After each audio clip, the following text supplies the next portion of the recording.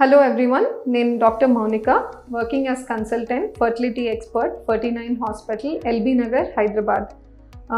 ఈరోజు precautions during IVF గురించి discuss చేద్దామండి. IVF treatment test tube baby పద్ధతి వెళ్ళినప్పుడు ఎటువంటి ప్రికాషన్స్ తీసుకోవాలని కపుల్స్ అడుగుతారండి. యాజ్ అ డాక్టర్ మేము ఏం చూసుకుంటాము అంటే ట్రీట్మెంట్ మొదలు పెట్టడానికి సూటబులా కాదా, ఆ సైకిల్లో ఆ రోజు స్కాన్ ఎలా ఉంది, ఎగ్ నెంబర్స్ ఎలా ఉన్నాయి, సైజెస్ ఆఫ్ ది ఎగ్స్ అన్నీ సమానంగా ఉన్నాయా, పెద్ద పెద్ద సిస్ట్స్ ఏమన్నా ఉన్నాయా, హార్మోనల్ యాసేస్ మేము బ్లడ్ టెస్ట్ చేసినప్పుడు ఏమన్నా అబ్నార్మాలిటీస్ ఉన్నాయా, ఇవన్నీ మేము చూసుకున్న తర్వాతనే మీకు ట్రీట్మెంట్ అన్నది మొదలవుతుంది. Because this treatment is involving a lot of money, involving lot of time and emotions. కాబట్టి అన్నీ కరెక్ట్గా ఉన్నాయి అని చూసుకున్న తర్వాతనే మొదలయ్యే ట్రీట్మెంట్ ఐవీఎఫ్. ఇవన్నీ డాక్టర్ క్లినిషియన్ చూసుకుంటారు. నో ఎవ్రీ పేషెంట్ ఏం అడుగుతారంటే వాళ్ళ సైడ్ నుంచి కూడా వాళ్ళు ఎటువంటి యాక్టివిటీస్ చేయాలి, ఎటువంటి ఫుడ్ తీసుకోవాలి, ఏదన్నా వాళ్ళు పని చేస్తుంటే ఏమన్నా జాబ్ మానేయాలా, రెస్ట్ తీసుకోవాలా ఎట్ హోమ్, ఇలా మల్టిపుల్ డౌట్స్ ఉంటాయండి. సో దాని గురించి ఈరోజు నేను మాట్లాడతాను. ముందు about the work timings, about their food habits, వీటి గురించి మాట్లాడినట్టయితే వర్క్ ఎవరు కూడా ఆపేసి లీవ్ తీసుకోవాలి, బెడ్ రెస్ట్, ఇవన్నీ అయితే అవసరమే లేదండి. ఇప్పుడు ప్రెజెంట్ డే వరల్డ్లో ఐవీఎఫ్ చాలా సింపుల్ ప్రాసెస్ అయింది. ఎక్కడ కూడా అడ్మిషన్ అవసరం ఉండదు. మీరు వస్తుంటారు, ఓపీ బేసిస్ మీద ఇంజెక్షన్స్ తీసుకొని ఇంటికి వెళ్ళిపోతూ ఉంటారు, లేదా వర్క్ ప్లేస్కి వెళ్ళిపోతూ ఉంటారు. So no need to take a break from work. Now second is about the food habits. ఖచ్చితంగా అవునండి, హెల్తీగా తినాలంటాము, బయట ఫుడ్ అవాయిడ్ చేయమంటాం. బికాజ్ ఆయిల్ ఎలా ఉంటుందో, హై షుగర్ కంటెంట్ ఫుడ్స్, ఇవన్నీ కూడా దే ఆర్ బ్యాడ్ కాబట్టి ఫర్ ఎగ్ క్వాలిటీ కానీ రెస్పాన్స్ కానీ. సో ఇవైతే ఖచ్చితంగా చెప్తామండి. Next travel. కొంతమంది వేరే ఊర్ల నుంచి వస్తున్నాము, ఇక్కడ మీ సెంటర్ దగ్గరలో లేదా సెంటర్ ఉన్న ఊర్లో మాకు రిలేటివ్స్ ఎవరు లేరు, ఫ్రెండ్స్ ఎవరు లేరు, లేదా ఫర్ కాన్ఫిడెన్షియల్ రీజన్స్ వాళ్ళు ఎవరితో షేర్ చేయాలనుకోవట్లేదు. So they want to stay in relatives houses. ఇట్లా డిఫరెంట్ లిమిటేషన్స్ ఉంటాయి అన్నమాట, హెజిటేషన్స్ ఉంటాయి వాళ్ళకి. ట్రావెల్ వల్ల ఐవీఎఫ్ ట్రీట్మెంట్కి ఎటువంటి నెగటివ్ ఇన్ఫ్లుయెన్స్ పడదండి. ఇన్ఫ్యాక్ట్ 300 కిలోమీటర్స్ అవే అట్లా డిస్టెన్సెస్ నుంచి కూడా people are there who are travelling and up and down and doing the IVF. So travel వల్ల ప్రాబ్లం ఉండదు. ఓన్లీ లేడీకి బాగా స్ట్రెస్ అనిపిస్తుంది ఇదంతా అంటేనే will try to find any alternative. So long travel, work, వీటి వల్ల ఐవీఎఫ్ మీద నెగటివ్ ఇన్ఫ్లుయెన్స్ ఉండదు కాబట్టి people don't have to think అండి. ఎక్సర్సైజెస్. ఇంతకుముందు చాలా కొంతమంది హెవీ ఎక్సర్సైజెస్ చేస్తుంటారు, ఇంటెన్స్ ఎక్సర్సైజెస్ చేస్తుంటారు. అవన్నీ చేయొచ్చా?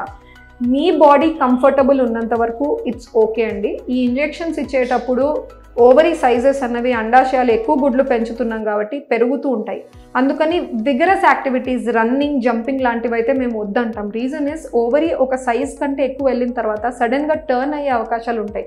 ఇలా టర్న్ అయిందనుకోండి ఆమెకు పెయిన్, అలాంటి డిఫరెంట్ ప్రాబ్లమ్స్ అరైజ్ అవుతాయి. కాబట్టి సెక్షువల్ యాక్టివిటీ, హస్బెండ్తో కలవడము, లేదా ఈ vigorous activities like dancing, jumping, running, ఇవి కొంచెం అవాయిడ్ చేయమంటాం until this treatment is going on. Now coming to injections ఎంతోమంది సెంటర్కి వచ్చి తీసుకోండి అని అడ్వైస్ చేస్తారు. క్యారీ చేయొద్దండి, బయట ర్యాండమ్ ప్లేసెస్లో తీసుకోవద్దండి అంటాం. Reason is cold chain. ఈ ఇంజెక్షన్స్కి పర్టిక్యులర్ టెంపరేచర్లో ఉంటేనే వాటి క్వాలిటీ మెయింటైన్ అవుతుంది. ఆ టెంపరేచర్ మరీ హాట్ ఎన్వైర్న్మెంట్లో పెడితే ఏమవుతుందంటే ఆ మెడిసిన్లో ఉన్న పొటెన్సీ వెళ్ళిపోతుంది అనమాట, ప్రాపర్గా పనిచేయవు ఆ మెడిసిన్స్. అందుకనే ఈ cold chain 2 to 8 degrees centigrade మధ్యలో ప్రిఫరబుల్లీ ఉండాలండి. సో మీరు సెంటర్స్లో వెళ్ళి ఇంజెక్షన్స్ తీసుకునేట్టుంటే డైరెక్ట్గా ఫ్రిడ్జ్ నుంచి తీసి ఇమీడియట్గా మీకు అడ్మినిస్టర్ అవుతాయి కాబట్టి కోల్డ్ చైన్ అన్నది మెయింటైన్ అవుతుంది. So this you should keep in mind. Next, ఇవన్నీ ఇంజెక్షన్స్ ఇచ్చాక ఫాలికల్స్ అన్నీ రెడీగా ఉన్నాయన్నప్పుడు ట్రిగర్ అన్న ఒక ఇంజెక్షన్ వస్తుంది. ఈ ట్రిగర్ ఇంజెక్షన్ ర్యాండమ్గా ఏ టైం అన్నా తీసుకోవచ్చా? కాదు, పర్టిక్యులర్ టైం ఉంటుంది. రీజన్ ఈజ్ మీరు ఈ ట్రిగర్ ఇంజెక్షన్ ఎప్పుడైతే తీసుకుంటారో అక్కడి నుంచి కౌంట్లో నెక్స్ట్ 34 to 36 hours తర్వాత మీకు పికప్ అన్నది జరుగుతుంది, అంటే ఎగ్స్ బయటికి తీసే పద్ధతి. Reason to maintain this gap is ప్రతి ఫాలికల్లో ఎగ్ అన్నది కూడా కతుక్కొని ఉంటుంది. మేము ఈ ట్రిగర్ ఇంజెక్షన్ ఇచ్చినప్పుడు విడుదల అవుతుంది. సో ఈ విడుదల కావడానికి ఆ టైం పీరియడ్ పడుతుందండి. విడుదలే కాదు, లోపల మెచ్యూరిటీ కూడా రావడానికి ఈ అమౌంట్ ఆఫ్ టైం ఇంపార్టెంట్ అనమాట. విడుదల అయిన తర్వాత ప్రాపర్ మెచ్యూరిటీ ఉంటేనే మేము లోపల నీడిల్ పెట్టి లోపల ఫ్లూయిడ్ బయటికి తీస్తే ఆ ఫ్లూయిడ్లో మాకు ఆ ఎగ్ దొరుకుతుంది అండ్ మెచ్యూర్ ఉండే అవకాశాలు కూడా ఇంప్రూవ్మెంట్ ఉంటాయి. అందుకని ట్రిగర్ టైమింగ్ తీసుకోవడం ఇంపార్టెంట్. నౌ టైం అటు ఇటు కావచ్చా? నౌ డైలీ తీసుకునే ఇంజెక్షన్స్ ఒక 1-2 అవర్స్ అటు ఇటు అయినా పర్లేదండి, బట్ నాట్ 4-5 అవర్స్. ఒక రోజు పొద్దున్న తీసుకోవడం, ఇంకొక రోజు ఈవినింగ్ తీసుకోవడం, this is not advisable. Now trigger గురించి మాట్లాడితే నాట్ దిస్ వైడ్ వేరియేషన్స్ అండి. ఒక 5-10 మినిట్స్ అట్లయితే అటు ఇటు అయితే పర్లేదు, బట్ 1 or 2 hours డిఫరెన్స్ వస్తుంటే మాత్రము ఖచ్చితంగా మీరు మీ డాక్టర్కి చెప్పండి, ఇలా లేట్ అయిందండి, మేము ఇంజెక్షన్ లేట్గా తీసుకున్నాము అంటే మీ పికప్ కూడా ఒక 1-2 hours డిలే చేస్తారు. సో అలా ప్లాన్ చేసుకొని చేయడం కుదురుతుంది. అందుకని you have to be open to with the doctor. ఏ టైం తీసుకున్నారు, ఎలా ఉంది, ఏమైనా ప్రాబ్లమ్స్ అయ్యాయి అనేది మీరు చెప్పడం very important with the doctor.